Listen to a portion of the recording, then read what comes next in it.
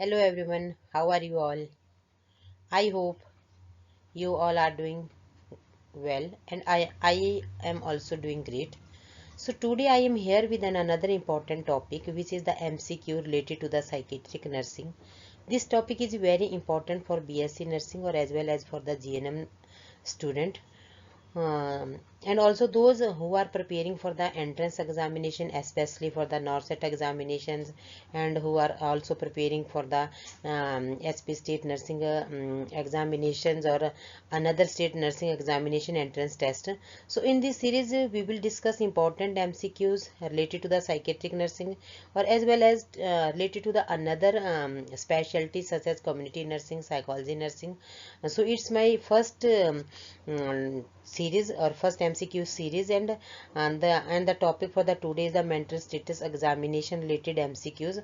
So let us begin with these questions. So I hope that you like it and you mentions you show your love and affection to me. So please my channels like, share and subscribe करना ना भूलें. So today's first question is, which component of the mental status examination assess a patient emotional state at the moment? कि ऐसा कौन सा component है जिससे हम patient की emotional state को assess करते हैं? Is it mood? Is it affect? It is thought or it is perception? Its correct answer is, can you guess? Its correct answer is affect. Why is affect?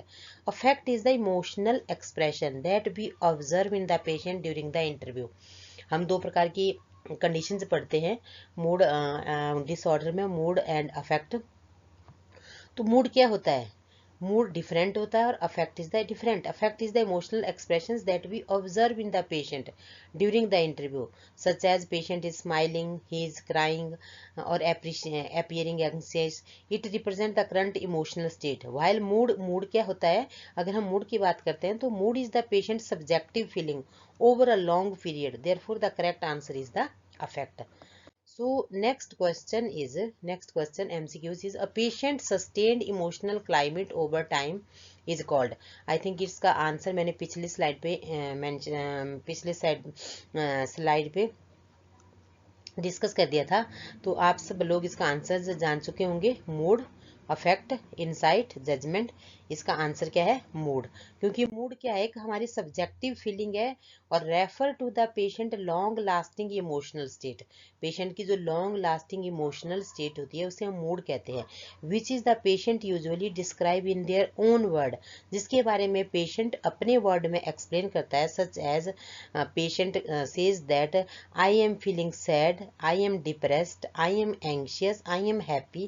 It reflects the overall emotional climate over time. So I think you understand or you clear your concept related to mood and affect. Next is, which part of the MSc evaluate the patient awareness of time, place and persons. अगर मैं अपने students की बात करूं तो उनको मैंने बहुत अच्छे से पढ़ाया है कि ओरिएंटेशंस, कि पेशेंट क्या होता है, ओरिएंटेड होना चाहिए किसके लिए? टाइम के लिए, प्लेस के लिए, पर्सन के लिए. तो इसका आंसर जैसा कि दिख रहा है ओरिएंटेशन है. ओरिएंटेशन में हम तीन प्रकार की ओरिएंटेशन देखते हैं: टाइम, प्लेस, पर्सन. टाइम में क्या होगा कि डेट, पेशेंट से डेट कंफर्म कर लेंगे, what is the day, what is the year. Place में पेशेंट कहाँ पे है, सिटी, कौन सी किस सिटी से बिलोंग करता है, इन विच कंट्रीज, किस कंट्री में वो रहता है. पर्सन, देयर ओन आइडेंटिटी और people around them. So that is the orientation. Next is rapid shifting from one topic to another with understandable connection is known as. अब इस तरह के क्वेश्चंस क्या होते हैं? बहुत कंफ्यूजिंग क्वेश्चंस होते हैं कि स्टूडेंट में कंफ्यूजन डेवलप हो जाती है कि what is the answer. Is it flight of idea? Could be it circumstantiality? Is it a blocking or it is a perseverance? So its correct answer is flight of idea. Flight of idea क्या होता है कि it is a thought disorder where the patient's speech show rapid change of topic but the ideas are still losing connections. मतलब flight of ideas में क्या होता है कि पेशेंट अपना क्या करता है, speech rapid change from one topic से अनदर टॉपिक में. अभी वो स्कूल के बारे में बात कर रहा है, अभी वो अपने खाने पीने के बारे में बातें स्टार्ट कर देगा. स्कूल लाइफ से एकदम से जंप करेगा, अपनी ऑक्यूपेशनल लाइफ के बारे में बात स्टार्ट कर लेगा. तो that is the flight of ideas. So next question is seeing object or people that are not actually present is called. मुझे लगता है कि जिसने एमएससी अगर अच्छे तरीके से पढ़ ली है, याद कर ली है, तो वो इन क्वेश्चंस के आंसर इजीली दे सकता है कि कौन से है। जैसे कि सीइंग ऑब्जेक्ट और people that are not actually present in the card, मतलब जो कि इन्वायरमेंट में प्रेजेंट ही नहीं है, स्टिमुलाई प्रेजेंट ही नहीं है, उस कंडीशंस को हम क्या कहेंगे? Delusion. I think you know the meaning. You know the meaning of that delusion. Can is it a illusion, hallucination, obsession? So its correct answer is hallucinations. Next है misinterpretation of real external stimuli is termed, मतलब real external stimuli का मतलब है कि stimuli कोई present है, कोई object present है, ह्यूमन बीइंग कोई प्रेजेंट है, अनदर थिंग इन्वायरमेंट में प्रेजेंट है, उसको साइकेट्रिक पेशेंट कैसे इंटरप्रेट करता है? उसका आंसर होगा इल्यूजन्स। तो इल्यूजन्स और हेल्यूसिनेशंस भी आपका क्लियर है कि क्या, what is illusion, what is hallucinations.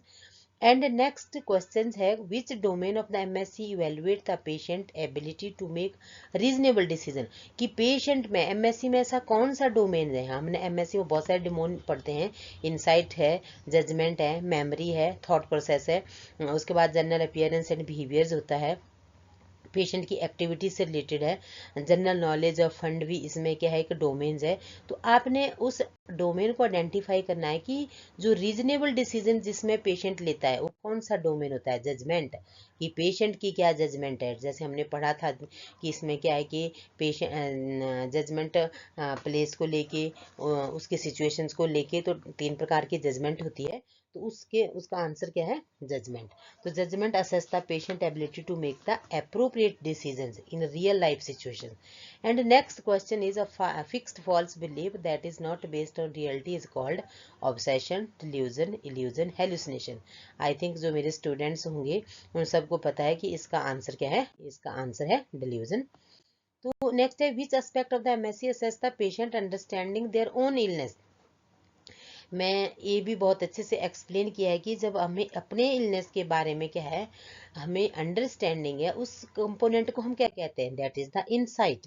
Insight refer to the patient awareness, कि पेशेंट की अवेयरनेस है, patient is aware and understanding of their mental illness and need of the treatment, कि पेशेंट उसके लिए क्या है कि अवेयर है कि मुझे कौन सी बीमारी हो गई है। Next one is immediate recall of information such as repeating digit relates to, क्योंकि जब हम पेशेंट के अटेंशन स्पैन और कंसंट्रेशन स्पैन को असेस करते हैं उस टाइम हम पेशेंट को कुछ डिजिट फॉरवर्ड, डिजिट बैकवर्ड, इस तरह की एक्टिविटी करवाते हैं।